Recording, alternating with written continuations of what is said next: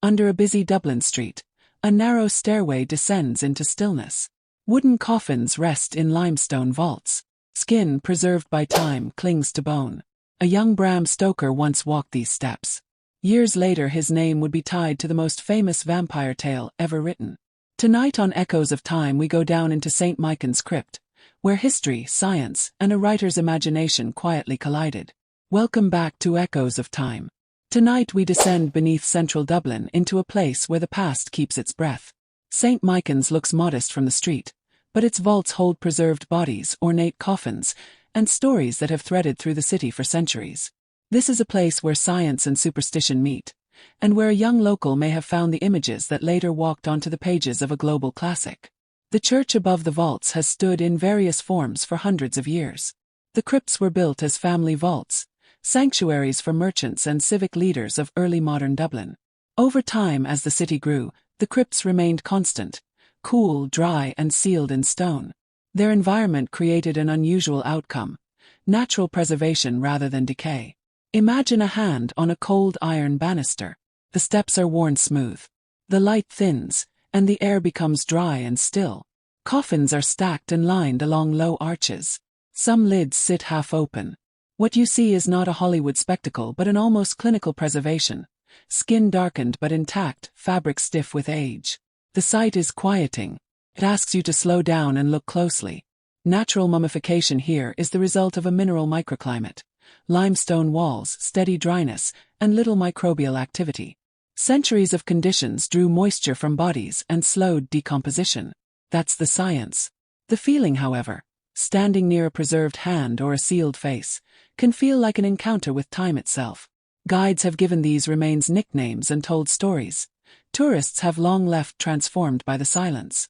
Bram Stoker grew up in Dublin, not far from St. Michan's. As a sickly but curious child and later as a voracious reader, he absorbed the city, its markets, its fog, its churches and vaults. We don't have exhaustive records of every visit, but accounts place Stoker in proximity to these vaults and other local sites that later appear as textures in his fiction. The preserved dead, quiet and defiant, would have made a vivid impression on a young imagination.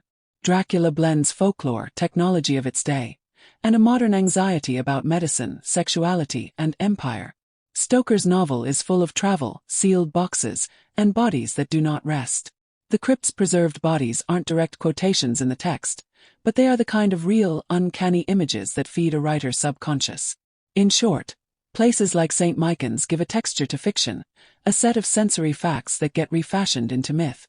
The vaults are both a tourist draw and a sacred space. Caretakers have worked to balance reverence with access. Modern visitors must be respectful. These are the remains of human lives, not props. Local stewards emphasize dignity, and scientific study has been careful to treat the remains with deference even while exploring the preservation science. Does St. Michan's create Dracula? Not literally. Creative works are forged from many influences.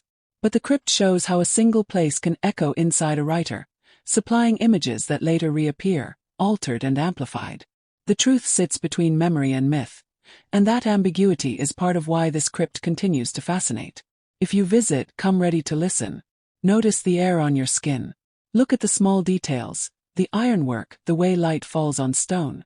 Let the place do its quiet work. It will ask questions, not give answers. It will remind you that history is tactile, sometimes uncanny, and always close beneath our feet. Thanks for descending with Echoes of Time.